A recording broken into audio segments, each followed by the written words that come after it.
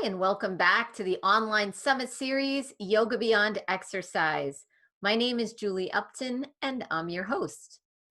Today's guest is Melissa Glorieux. Melissa is an artist, a seeker, a traveler, a mother, and a wild swimmer, living in harmony with the seasons in New England.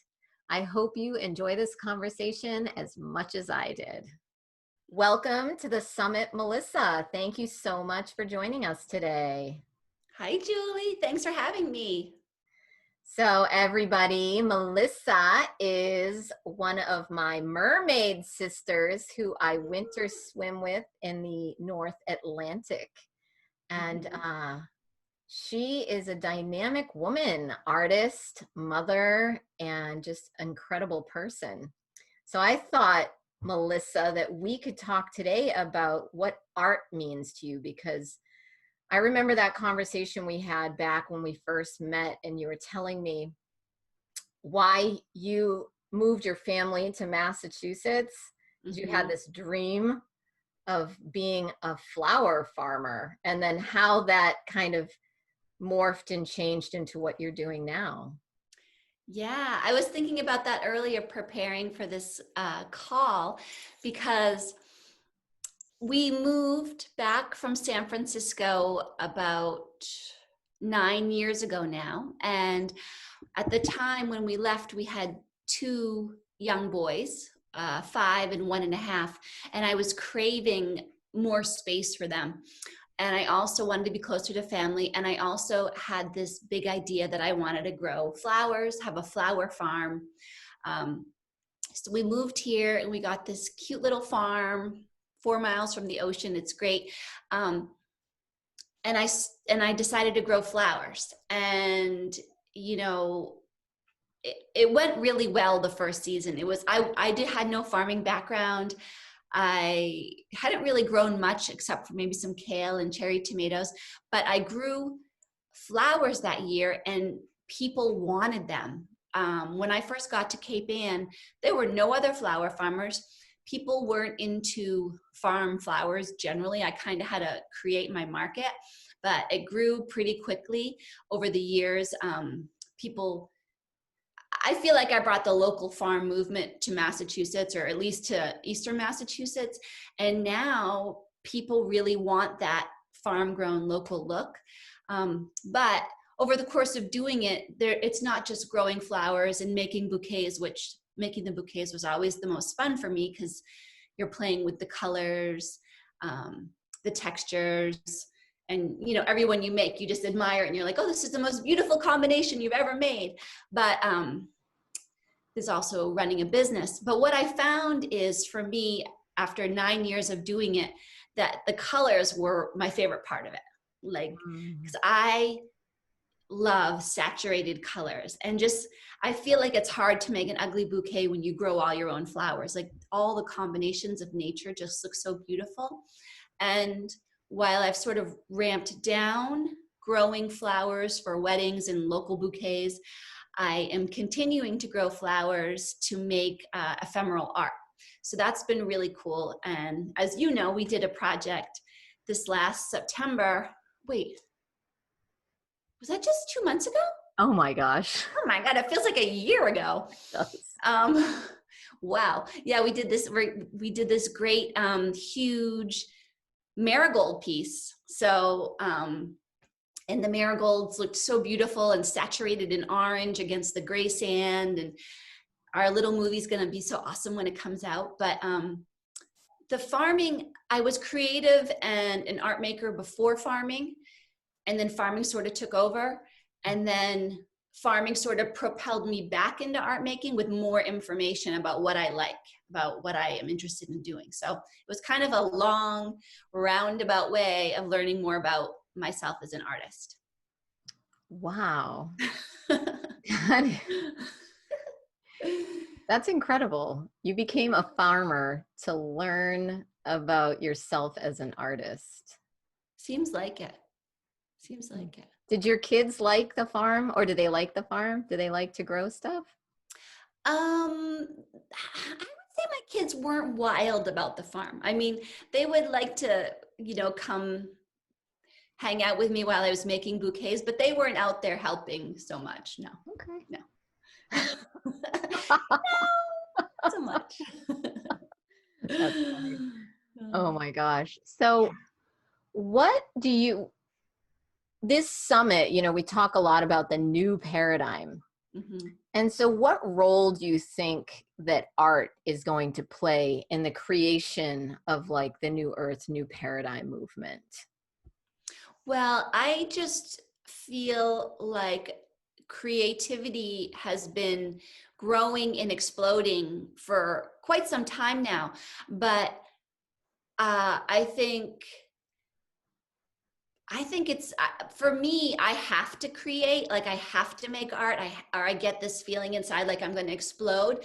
And I feel like as people get more in touch with themselves and in touch with their feelings, in touch with their inner life, their thoughts, their spirituality, their connection to a greater, organization of consciousness, people, I feel like they're going to want to express it. Like they're going to be having these ideas, and maybe not everyone's as visual as me, but when I think about these things, I have visualizations and I want to share them. And I can only imagine that there's lots of people who, as they go on this journey, are going to have ideas in their head they're going to want to share visually, or maybe it's musically, or maybe it's, through dance. But I think creativity is just going to keep exploding. I totally agree with that.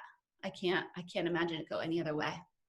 Yeah, me too. Even, doing a project like this summit, which is very creative for me, and it goes into my wheelhouse of like video editing and movie making. But like there's also creation that happens like so naturally in the body, like where the body has to move and like just produce, and it doesn't always have to have a transactional agreement, Mm-hmm. attached to it. Maybe it's just to do it Yeah. for Yeah. expression's sake. Well, it's interesting you say that, because for much of my art making in the last, let's say, 15 years, I've been doing printmaking, carving linoleum, inking it, printing it on paper, which is a process art. So there's lots of places in that process where you don't have 100% control of the outcome. I always like art where there's some serendipity in it. Mm. So, but my craving now is to make big art, big colorful art. And because that's not, I'm teaching myself, I'm self-taught, but I'm also in the process of learning how to do that. And I'm making these pieces right now that I'm just making them because I want to make them. I'm not making them because I think the colors look great together, or I think somebody's going to like this, or it means this specific message. It's like, this is the expression that my body wants to make, or this is the expression that's in my thoughts right now. And it just has to come out. And I just have I don't know if you can see, maybe you can't see. Oh, over there, I have a huge stack of huge paintings that I've been making just to make. They're, big and colorful. And there was no real agenda other than to get the ideas out and onto the paper. So I agree with you. Yeah. That's amazing. And what are you working on now? I'm trying to have I have a big painting on that wall and I have plain paper on this wall, Ooh, and I blank. have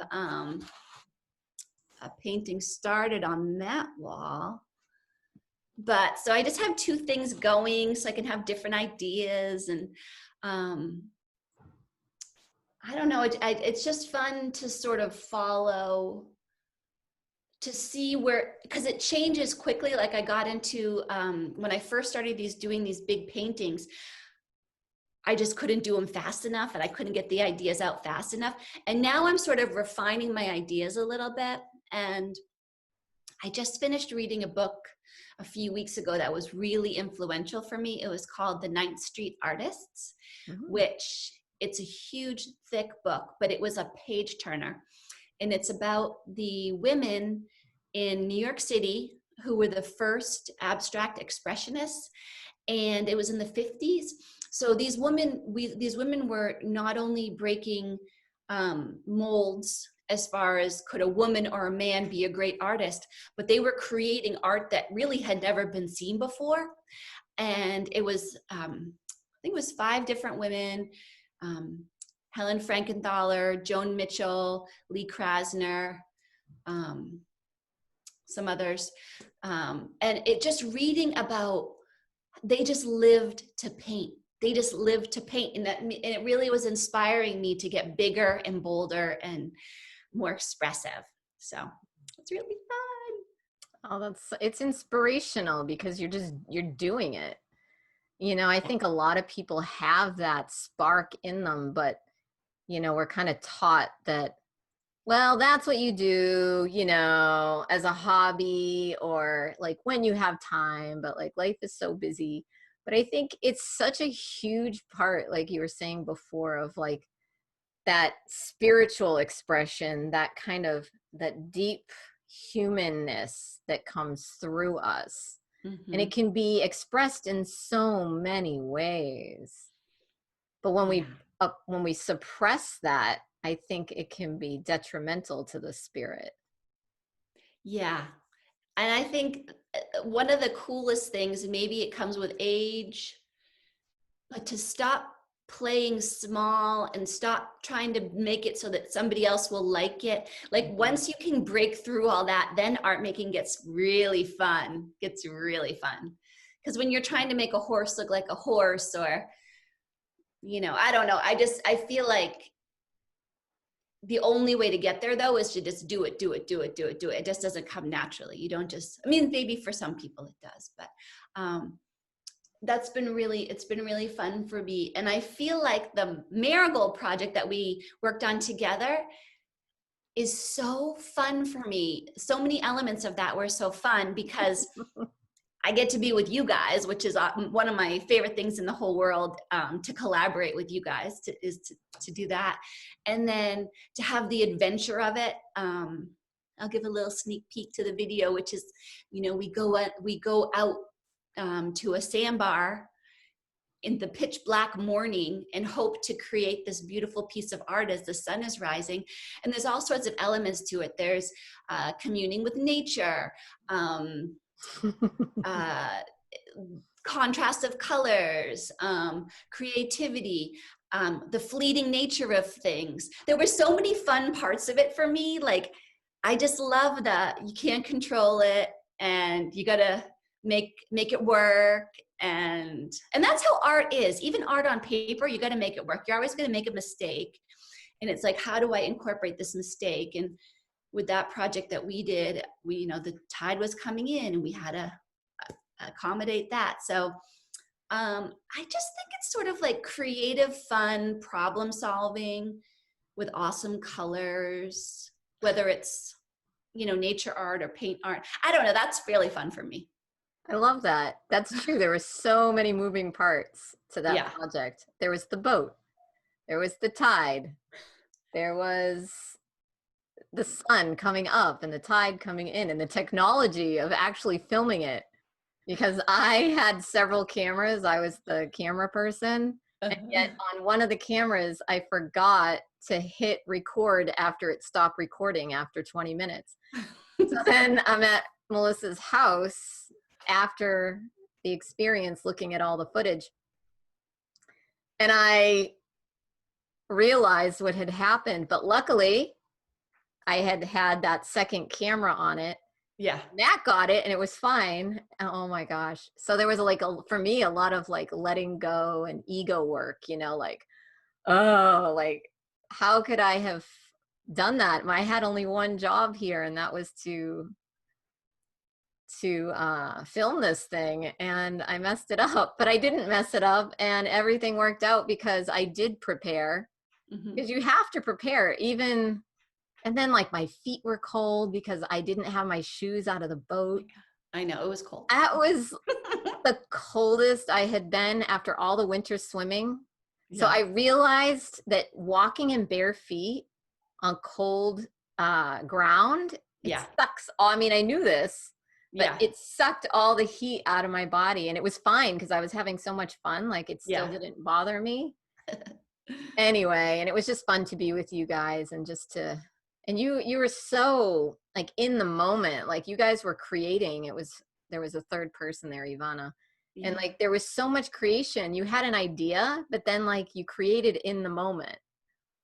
Yeah, I mean, I definitely had the same as you. I had to sort of let go of my expectations of how things would go, because when I did that similar project the year before, the sunrise was a lot more colorful and I was disappointed about that. But, you know, it's just a little microcosm of life, having to roll with the punches and go with the flow. And Yeah, I, because I know it's going to turn out beautifully. you used like the last bit of the marigolds that you had at the farm for the project. So it's not like you can just turn around and be like, let's Couldn't do do it it again again. tomorrow. I It's like know. marigolds are done. Here's what we got. Yeah. Yeah, that's right. Yeah, the sun was so interesting that day, the way it looked when it came up over the I know. horizon. It surprised us. It did. We were like looking in the other direction. We were looking in the We were wrong looking at the direction. flowers, and all of a sudden I was like, oh my God, the sun came up. Oh, Oh, that was fun. That was so much fun. I think that is like the most fun in the world because you have like a destination. Like we had a destination and you had like this idea. I sort of knew what your vision was, but I was still like I had to stay present, you know, because we've got the nature stuff happening. The tide was coming. We had to move stuff. Like the sandbar was big, but we and like, then the boat was like 2 miles away. oh God, it was so fun. It was so silly and And it fun. was like, at some point, you're just like, oh, whatever is going to be, will be, you know? Yeah. Yeah. I know. I mean, I think it was, we were all a little hardy with the wet and the sand because of all of our swimming. But I feel like that's also, the winter swimming that we do. Um, in the morning when I know we're going to go swimming and I know it's freezing and I am like, oh God, we're really going to do this. I kind of have gotten into this mindset where I just get in my car and I turn on good music and I don't think about what's about to happen. And even as I'm getting out of my car and walking towards you girls and we're talking, getting undressed, I don't actually think about what we're doing until I'm in the water, because I think if I thought about it too much, I would be like, that's crazy. But just kind of like going with the flow and knowing that the outcome's going to be awesome. Like, we've never done a swim where we like regretted it. It's always so fun, and So fun. that was kind of like, that's kind of like how that mandala project was. And then also how every piece of art is. You never regret making a piece of art. The whole process is fun. Well, there's painful parts if you're really, sometimes creativity, as you know, writing, editing, and there's hard parts, but in the end, you're always glad you did it. That's how the Because, swims are too. because like, I think with anything, there's always it's all a learning and growing opportunity and expanding.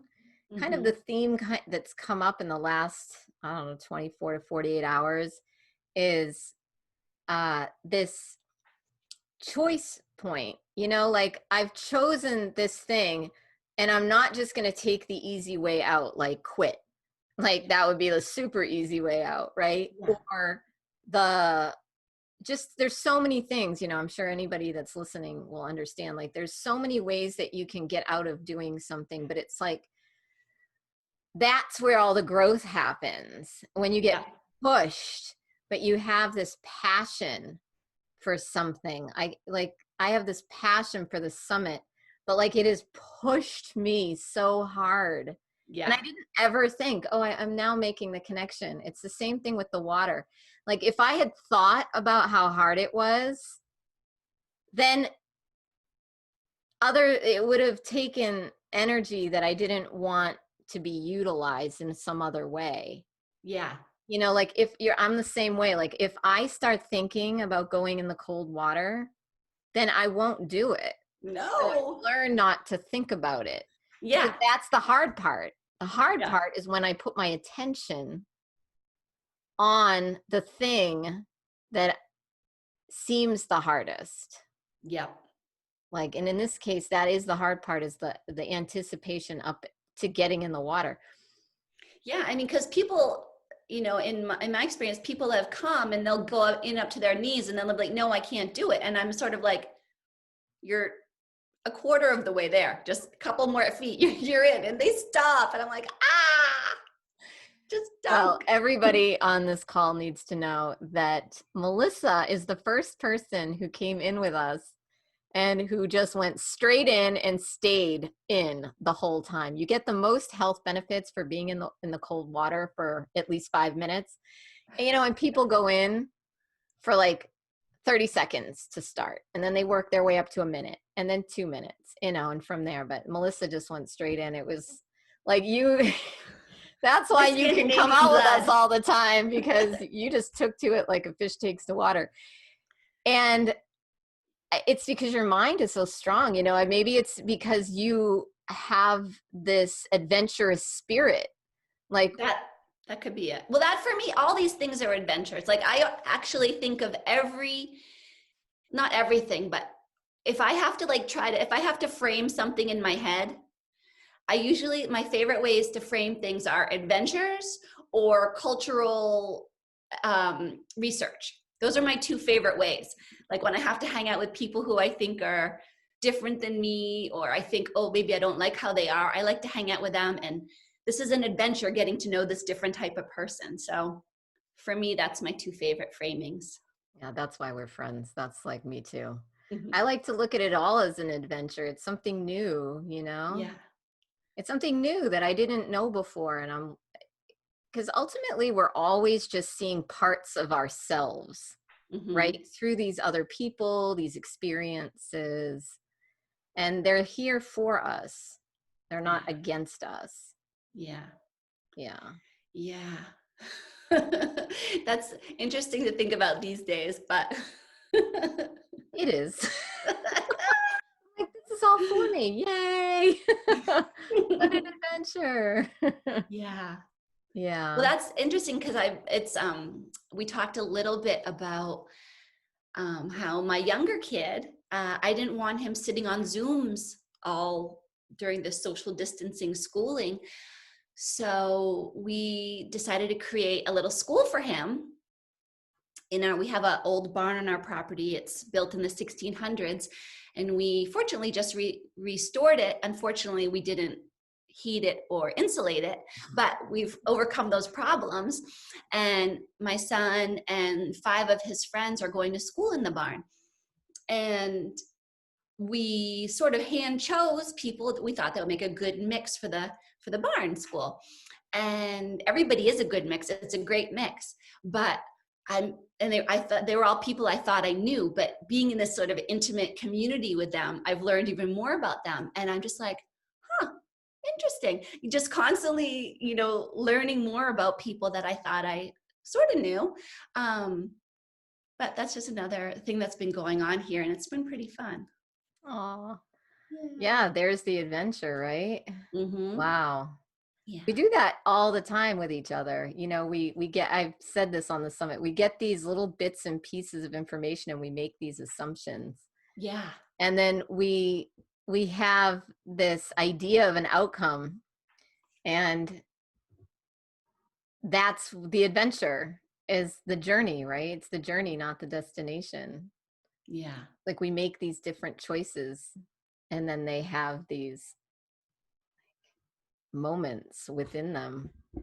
Yeah. So Yeah. how is this the homeschooling or the schoolhouse, how has that been for the kids? Do you talk to Well, the kids about it? the kids are psyched. They are so psyched. And it's funny because my son, he wasn't against the idea, but he definitely wasn't fully supportive of the idea. I think he thought, okay, my mom's kind of a nutcase, and usually her things work out okay, so let's go with this. But he wasn't 100% supportive. But a couple weeks in, he was coming home from school really happy. And I mean, all the kids are psyched because it's one teacher, 6 kids, she is teaching them, you know, all the normal subjects, but kind of following their bliss of how to do it. And they get a lot of outdoor time. They're out. My older son, unfortunately, is at school in his bedroom on Zoom. So the younger kids are running around the yard and he's looking out like, what's going on? And so the kids are having so much fun. But the teacher really helps them.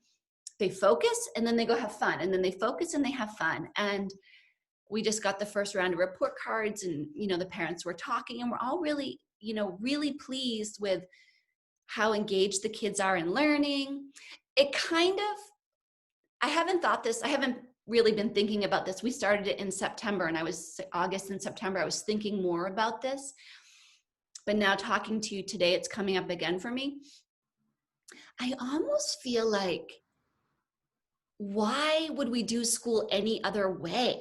Like they go to school and they get so much done because they're not having to stand in line. You know, there's so much more efficiency in the school, and the smaller classes, the teachers can really help the students with what they need help with, and she can pair them in small groups with like learning abilities or whatever they're doing. But anyway, what I'm saying is like, I kind of am not into, not that I ever thought it was a great system, but I think less of it, even more now that individualized learning. I've always been interested in like unschooling and world schooling. I've always been interested in that, but I have a lot of other projects I want to do. So I've never really wanted to 100% school my kids. I have, you know, my farm, my art. So, but I've always been drawn to those. And this is sort of like the next best thing, choosing a teacher whose philosophy we really love,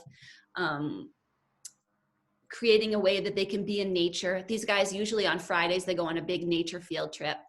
And the kids all just seem psyched. I don't know how they'll ever go back to regular school. Honestly, I just don't know. I don't know. It's epic. It's epic. And I feel so fortunate. I mean, not everybody just has a random building that they can put a school in, but we were really lucky, and the kids who are part of it are really benefiting. So it's nice. That's nice. Well, I mean, that's how it used to be in the old days, right? Mm-hmm. They had a little house and the kids, there was a teacher and the kids would all go to school there. And now, I mean, we all know that it's become overcrowded for the teachers. They're underpaid. There's all this curriculum change and just a lot of stress. And I think there's a lot of like bureaucracy too that takes the teacher's energy. Like this teacher, I mean, I know she has paperwork to do at night and things, but she can put more energy of her energy into the kids. It's not all dealing with the bureaucracy or whatever it is to be in a regular school. I don't know. I feel very excited that we did it. And I feel super psyched for my guy that he's 11. He doesn't want to sit and look at a Zoom all day. That, you know, wouldn't be good. No, I mean, it's not healthy for, yeah, because that's so young. And, you know, I don't know. I don't have kids, so I'm happy for your kid. Thank you. Oh, and for your family and for the other kids and their families. Yeah. Oh, one thing that was actually, this is reminding me because I'm looking out the window right now, and one of the things I've always appreciated about living on Cape Ann, and when I came back from California, I really appreciated the seasons. And then I became a farmer and I appreciated the seasons in a whole new way. And then this COVID situation happened and time slowed down. And now I appreciate the seasons in even a deeper way than I did as a farmer. And it's been so amazing because this property that we live on has been a farm for 400 years or more. Like it's been a farm. So there's apple trees and raspberry bushes and grape arbor. I think there's some other things you can eat too. I can't think of what they are, but the apple trees have been really fun. We pruned them in the spring and then they had flowers and then the apples grew and we had the hugest harvest of apples this year. And we made apple-based treats for 2 months. And one of the cool things was the kids harvested, processed, and made apple butter. And then they all also helped with Adam, my brother. He made a whole bunch of apple cider. And it's, yeah. When you live in a city, you think, oh, I want to send my kids to a farm school so that they can learn these things. And these kids are just learning them. It wasn't not that being in a city and going to a farm school is anything wrong with that, but it was just neat that it naturally happened here. It just, the season progressed and these natural things happened, and that's pretty cool to like, if I had had better planning, I could have canned apples and eaten them all winter, but that was not possible. Because there was the ball jar. There was a ball jar shortage this year. I don't know if anybody was aware of that, but I was aware of that because during the beginning of the pandemic, I was taking an herb class online with a friend of mine, remember? And yeah, you got the mint. I did. Oh, I came over to your farm to get the mint. And I made homemade herbal digestive wine. Mm-hmm. And I made pear and mint wine. Mm-hmm. So I needed yeast and I needed those jars. Yeast was also hard to find. That was hard to find. Mm-hmm. My roommate had it. I actually had to get it from her, and then I ordered some online. Yeah. Yeah, it was interesting. Yep. Yeah. That was a thing. So I realized, so people went back to the things that they knew they were going to need in the future. And it's all things from the past. So you can see through this experience the skills that we need to cultivate when we are living in a world with so many unknown variables. Like, yeah, it's great to learn about whatever business and finance and marketing and internet, but if you don't know how to grow your food and you don't know how to preserve your food and you don't know how to make what herbs help with, medicinal properties, you're in trouble. You're in trouble. might be in trouble. Yeah. So yeah, that's exciting. I mean, I don't want to live in a world where people don't have enough food or don't have enough space to grow food, but those are the things that I look at now. Yeah. And I always did, but I guess I've always lived in communities where that was happening anyway. Yeah, it's so interesting, like what you were saying earlier about people moving to Florida, even people moving to Maine and New Hampshire. It seems like there's a real craving to be out of cities and where there's space and resources to do these types of things. So. Well, yeah, and I think too, now people realize, I mean, this is part of that new paradigm shift. You don't need to be sitting in an office all day to get your work done. Right. That's right. I mean, if there's a task that needs to be done, there are many ways to get that task done. Yeah. Yeah. So, yeah. So maybe we don't need maybe downtown Boston is going to look different in 5 or 10 years. Mm-hmm. Yeah. I was an Uber driver for a little while in Boston as I was learning the city again after being gone for so long. And the thing about Boston is there's a lot of schools, right? So I drive around a lot of students and teachers from the hundreds of schools. It's like unbelievable how many schools. And then, of course, just people from all walks of life. And I was thinking after this pandemic hit, how all the kids that normally go to school in Boston were staying home in their countries and doing online. Mm-hmm. So all that, like, from in a very short time, Boston went from not having enough housing for all these students to housing being probably the cheapest it had been in 20 years. I mean, Boston's always been a very expensive place to live. Right. But when I was looking for a place to live on our island of Cape Ann, I noticed the Boston prices, and I was thinking to myself, it's more expensive to live now on Cape Ann than it is in Boston. Yeah. So, you can see that people are making different choices for themselves. Yeah. All that farming experience is going to come in handy. I'm going to come pitch a tent on your farm. Anytime. Beautiful. It's so Yeah. beautiful. But yeah, so I mean, it's funny how things happen in our lives and you don't necessarily know why it's happening, but to always find the point of thrive within the circumstance. Like, how am I going to thrive? That takes a lot of like a lot of choice, a lot of choosing. Mm-hmm.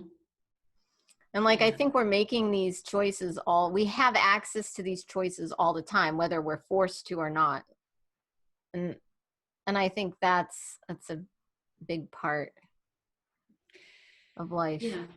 For a lot of us, it's gonna flex our muscle of making the right, like making the good choice for us, and like you were saying earlier in the conversation, one choice is easier, but one choice is, harder, but maybe better, so flexing that muscle. Flexing that. Maybe not better, but Yeah, just different. Like mhm. going into the cold water, I had a feeling inside of myself that I wanted to do that. And then I find out that people I know are doing it. So immediately I get on the phone and I connect it. Yeah. And then that consequence of that was profound. It didn't make it easier to go in the water. I was scared. The first time. And then you liked it. But I was exhilarating. And I knew I already had the passion before I did it that I wanted to do it. Yeah. So I kept doing it. Yeah. And I wasn't doing it every day at first, but within the first 3 weeks, I started doing it every day. And That's so impressive. then it became a habit. So that's that thing about making, the right choices for ourselves, or living, like listening to our gut and our Yeah. intuition. Mm-hmm. Because the result of going in the water every day has had a profound effect on my life in Yeah. every way. Yeah. I'm Yeah. happier, healthier, It's a mood booster for wiser. sure. Whew. You do not get out of that water in a bad mood. It's not possible. Not possible. Yeah. Oh. Yeah, my body started craving it too. I didn't get quite the habit because I'm a little bit further than you are to get there. So it's a little more harder for me, but I would get that craving when I hadn't gone for a couple of days. Like, oh, I want that. Yeah, we should have, when I come back up, I'll make an effort to go closer to you. So You know, Melissa, we had to drive 30 minutes to come to us, who yeah. all lived within a 5-minute drive I mean, I was happy to do it, but I just couldn't do it as often. Yeah. as often. Yeah. Yeah. But the drive is, what I found about the drive? We did it near you one time. Mm-hmm. I enjoyed the drive home because I like cranking the heat on my body. Mm-hmm. Mm-hmm. Yeah. So the getting there is maybe when you're used to it just being so close. But I mean, I would stay in my car in my driveway with the heat on sometimes because I Yeah. didn't want to get out of the car. That was only so I think the half an hour drive would be okay. Yeah. It's funny how you relate to temperature Mm-hmm. differently. Yeah. Anyway, that was like the luxury, is driving with the heat on.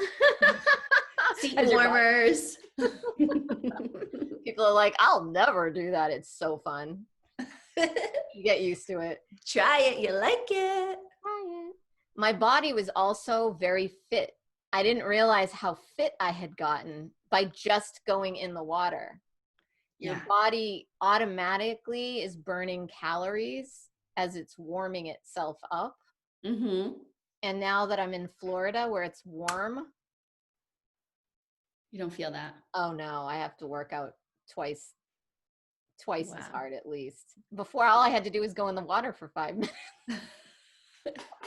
Quickest That isn't workout. motivation to get in that cold water. I don't know what is.